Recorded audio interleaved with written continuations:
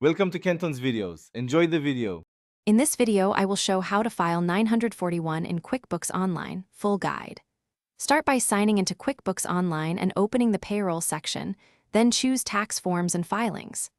Verify your company and pay schedule, confirm quarter dates, and ensure payroll liabilities are reconciled. Keep Form 941 details ready, like federal tax withheld, Social Security, and Medicare wages, to prevent errors during submission. Gather all payroll reports and compare them with bank withdrawals to confirm deposits. Check each employee's gross wages, tax withholdings, Social Security, and Medicare amounts for the quarter.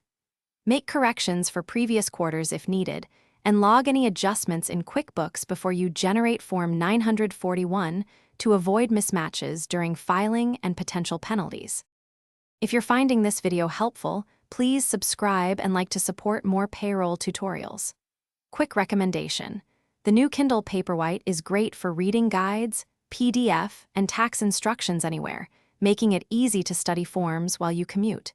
Check the description for the product link and other deals, and bookmark this video for later reference. Now let's get back to the video. Open the payroll menu, choose taxes, and select forms to find Form 941 for your target quarter. Review the pre-filled fields carefully, update any amounts that differ from your reconciled totals, and confirm employer and employee tax figures.